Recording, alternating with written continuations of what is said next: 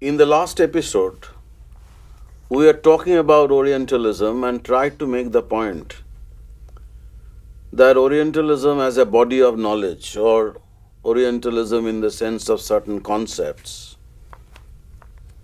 do not really mean anything unless you examine the manner in which these concepts are used. Each of these concepts that Orientalism actually espoused were capable of redeployment with an entirely different meaning. You know how the Orientalists looked upon Indian village as a changeless entity. And that aspect of changelessness was a target of attack from the so-called utilitarians during the 1820s and 30s. James Mill wished to transform this changeless Indian village into a dynamic society. In the early part of the 20th century, when the nationalists found in this concept of changeless, egalitarian, harmonious village an ideal society, and that was Gandhi's argument. You have a whole range of nationalist historians who are making the same point. This methodological question needs to be sorted out at the very early part of this discussion, in which we are going to concentrate on a period when Orientalism as a policy was discarded by a set of people, ambitious, somewhat arrogant and aggressive officials who followed James Mill and James Mill's mentor Bentham and tried to apply utilitarian principles in India for India's possible transformation into a modern society. It was a part of the modernization project that many of these early 19th century officials, now more confident about their ability to change India. So such people like Bentinck or Macaulay or evangelicals like Charles Grant were visualizing a new West in India. And you are all familiar with the celebrated statement of Macaulay that as a consequence of this process of westernization, English education will have a race Indian in blood, but in otherwise they will be Englishmen. Englishmen in language, in manners, in customs. Now, how does one explain this kind of attitude? Because it is one kind of imperial attitude which was born out of confidence and which was actually looking for a thoroughgoing transformation of Indian society, unlike their predecessors who were more cautious. But James Mill and others, while trying to spell out the contours of this policy, were drawing on the image of an antique land that had already been drawn in the earlier phase by the Orientalist scholars. The only difference was that they were trying to change it. They were not enamored by the idea that this was an ancient civilization and therefore needed to be preserved. They were more inspired more by the idea of a certain kind of universalism, liberal universalism, which was prodding them to recommend policies which their followers in India were expected to follow, to adopt and to practice. So, sir, are we to look upon this impact of British liberal perception about India as a homogeneous strand of thought, or were there differences? Certainly there were differences. Homogeneity never existed in the realm of thought, nor in the field of practice.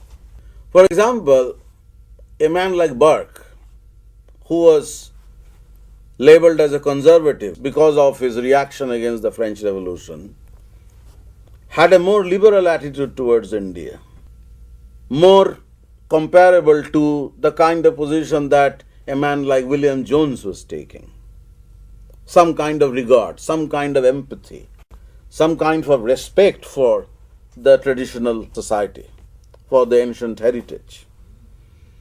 And Burke was a great protagonist of the ancient constitution of the land, which he thought needed to be preserved. He never agreed with the proposition that there is a duty of the Englishman or duty of Englishmen or Europeans to change the ancient constitution of the land wholesale. Now, was he a liberal? Or, depending on where you are going to make different assessments. Barque is a conservative as far as French Revolution was concerned. Barque was a liberal as far as Indian historiography is concerned. Indians would look upon Barque as a more liberal person, unlike those liberals of the 1820s and 30s who were recommending wholesale transformation through a process of westernization of society, westernization of education, introduction of modern reforms, etc. The vision of a westernized Indian society may look arrogant. It is a sign of the imperial arrogance that you come across in the 1820s and 30s. And it is in this context that you can see the many strands of liberalism. And the relationship between liberalism and imperial practice in India or imperial ideology in India is a more complicated relationship. It actually depends on how you are making use of certain concepts that you have learned as a part of the liberal ideological baggage. And as far as British liberalism was concerned, as you can see very well, the position that Barque was taking was entirely different from what was Mill's position. Mill was inspired by Bentham. Mill was a utilitarian. Mill was a protagonist of a certain kind of liberal universalism in terms of which India was also required to follow the same path that had been treated by the British to create a modern social order, create a modern commercial industrial society.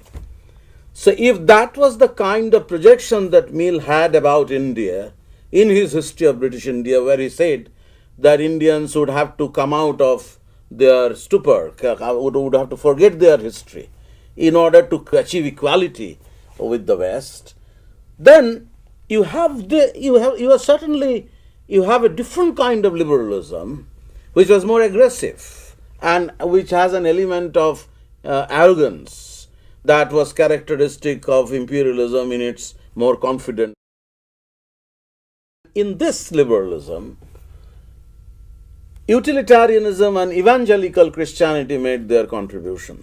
Charles Gurn thought that Indians were living in the lower scale of civilization and the spread of Christianity would lift them to a higher level.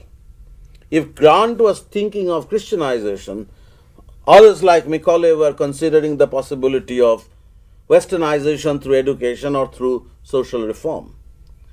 But besides evangelicalism, you have utilitarianism. Utilitarianism, once again, is not one body of thought. Is not just one idea. You have a whole range of ideas actually getting into this corpus of ideology which is called utilitarianism. Utilitarianism also had undergone changes over time. So, how did utilitarianism undergo changes in the early part of the 19th century? That is in fact the point that I was trying to strike at. At one level, utilitarianism started from the assumption that man was naturally acquisitive. Nature has placed mankind under the governance of two sovereign masters, pleasure and pain. That is the famous pleasure-pain arithmetic that Bentham had drawn in one of his earlier texts. The second point was that if you look at utilitarian thought in the late 18th century, as it features in Bentham's works or in the works of David Hume, you would come across a certain indifference towards forms of government. For forms of government content, whatever governs the best is the best.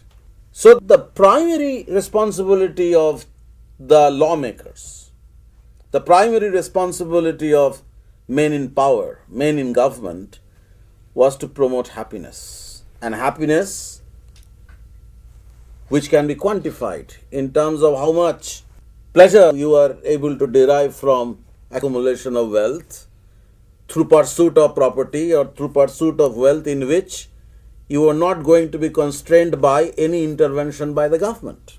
So you have an element of laissez-faireism in this kind of an ideology, but what was crucial was that there is no fascination for any particular form of government.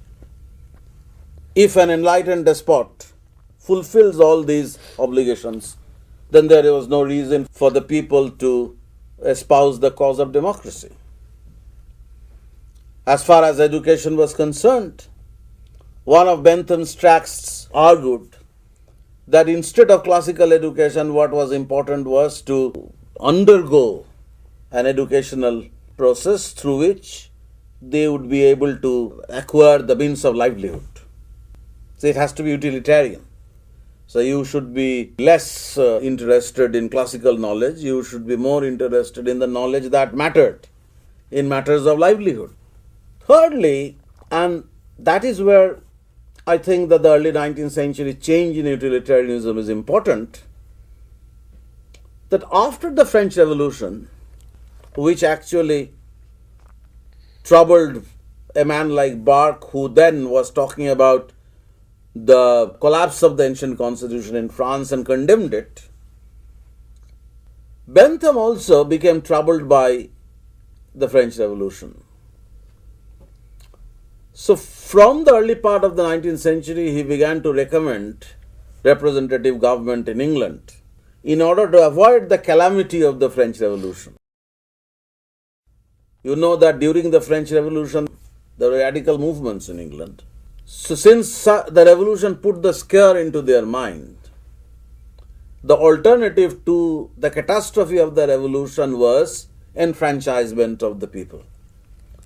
That you create a structure of political democracy, you create a more elaborate system of representative government through which people would be pacified, through which people would be able to channel their grievances instead of going to the path of the revolution.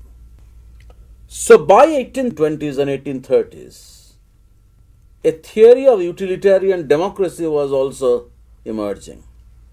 So the kind of indifference that Bentham had shown to forms of government in the earlier time, in the late 18th century, was replaced by a certain attraction for representative government as a barrier against revolution in the first place and as the least harmful government also. So because of their self-interest, they would be controlling the self-interest of the rulers.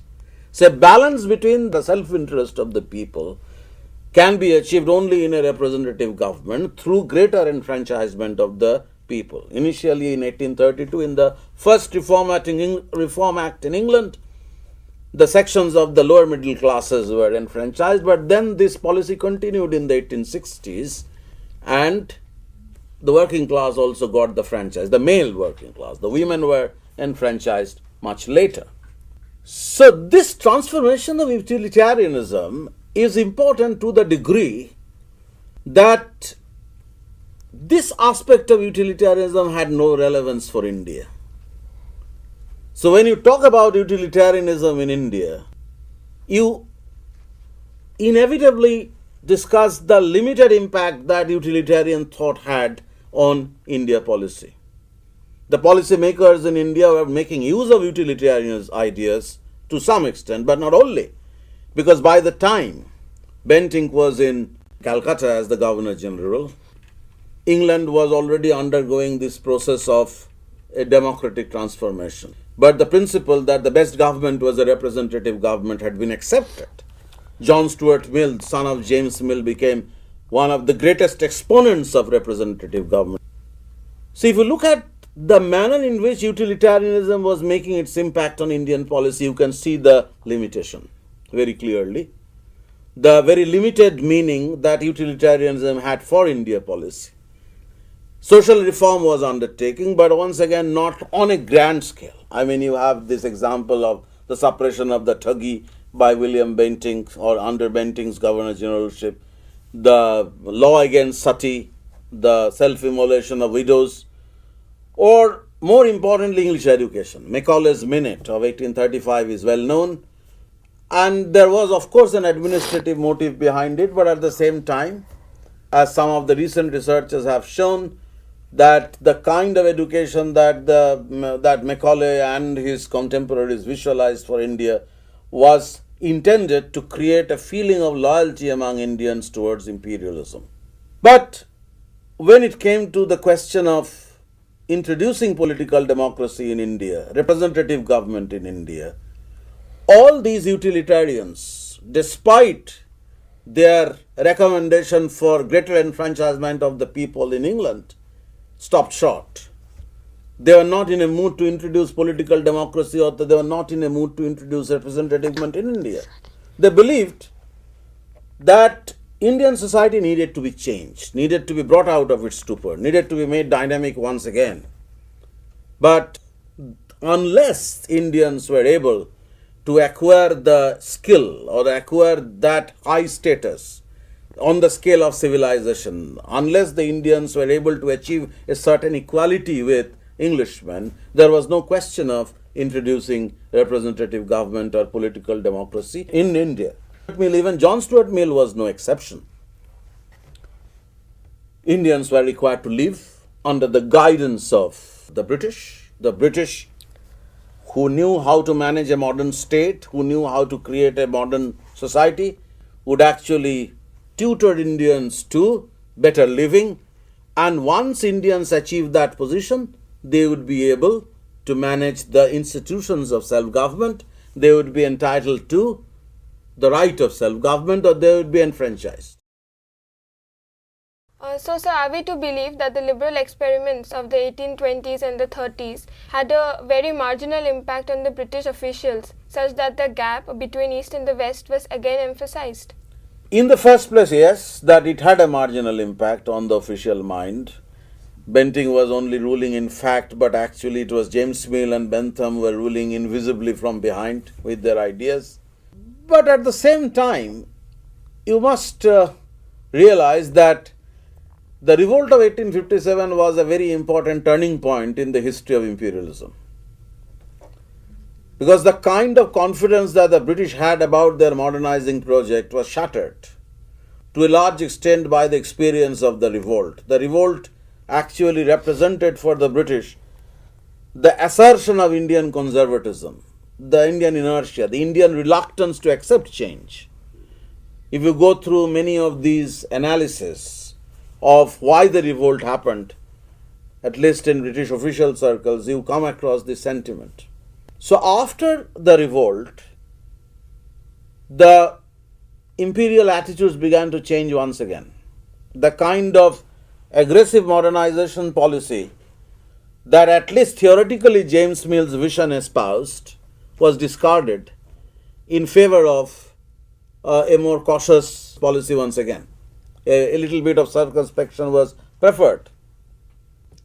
And it is in this context that paternalism became more acceptable, became more powerful as an ideology. So how does one explain this, that paternalism became more powerful as an ideology and after the 1857 revolt? Part of the answer I have given, that paternalism as an ideology was inherent also in the kind of liberalism that James Mill or John Stuart had espoused. India was to be changed, but changed under British guardianship. But I have said that the main difference was that these guardians were ready to allow the child to grow into an adult at one stage. But the guardians within the paternalist mold would not actually allow the child to grow. They would look upon the Indian society as living in a condition of perpetual childhood. You may also recall that famous poem by Kipling, where he is actually calling upon his countrymen to go to India and serve India, the captive people, the sullen people, and where he uses this phrase, half devil, half child. So that is the paternalist vision, that you are not going to give Indians the right of self-government. They are incapable of achieving that status. They are incapable of achieving this equality with the West. You are going to keep them under order. They were always inspired to some extent by the Victorian adage, spare the rod and spoil the child. So the question of democracy didn't arise. The authoritarian regime must be in its place. And this particular sentiment was articulated in a variety of ways, drawing on the assumption that India was not going to change. India was incapable of becoming a self-governing people. So you can see the difference then clearly from the kind of optimism that the era of reform had actually suggested. Despite the arrogance of the utilitarians, despite the fact that the utilitarians in India were not going to practice utilitarianism wholly, would withhold from experiment in India the principles of representative government, still they had a certain vision about India's eventual transformation into a modern society, something which these conservative paternalists never had. So we are arguing that the use of these concepts or the use of these assumptions on which basis we are trying to figure out Orientalism or utilitarianism or liberalism, these concepts ultimately become meaningful when you see them in practice, when you see the changing meanings of these concepts through changing practice of imperialism.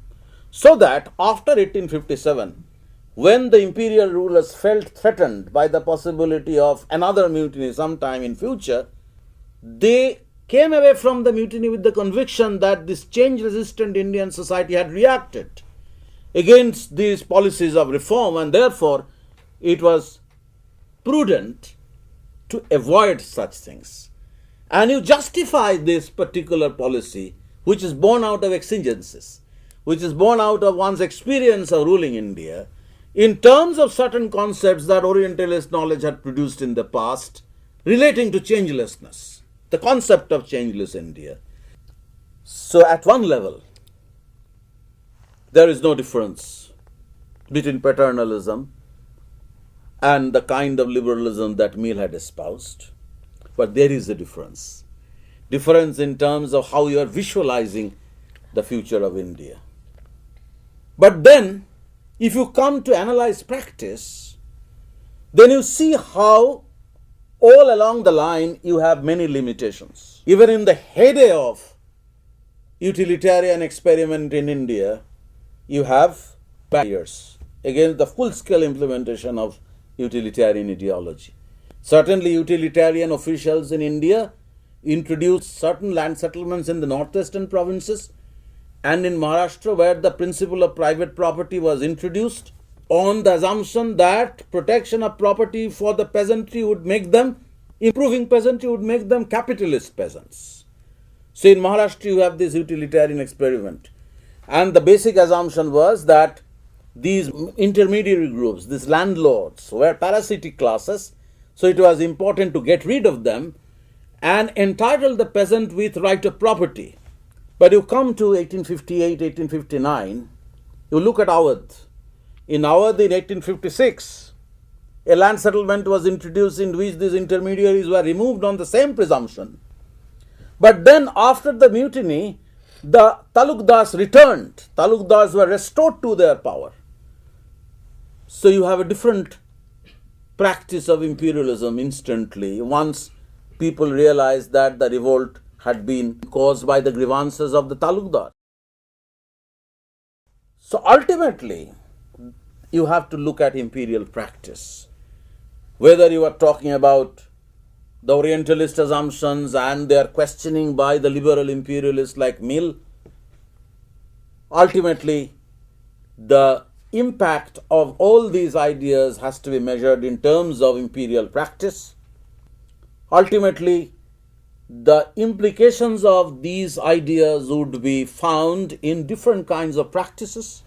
You see them as happenings arising from one's experience of ruling India. So, as we try to sum up this part of the discussion, you have utilitarian experiments in land revenue in certain regions.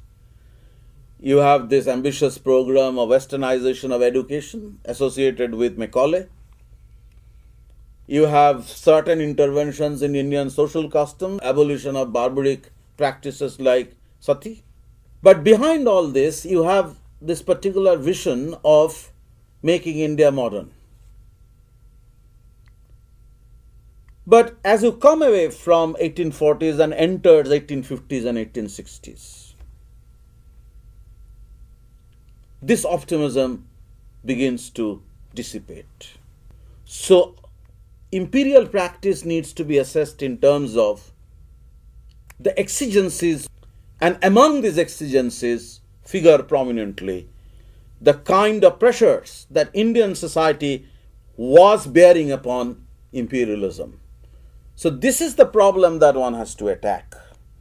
When you talk about Orientalism, when you talk about utilitarianism, when you talk about laissez-faireism and its impact on British practice, on British policy, you have to remember that ideas alone didn't influence policy making.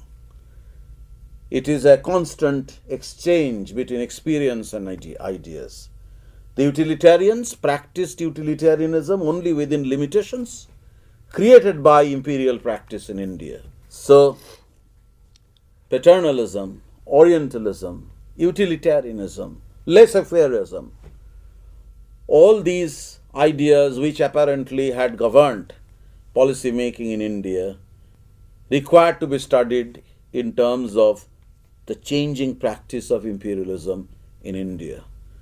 And this will become clearer when we talk about imperial practice in the latter half of the 19th century with reference to laissez-faire.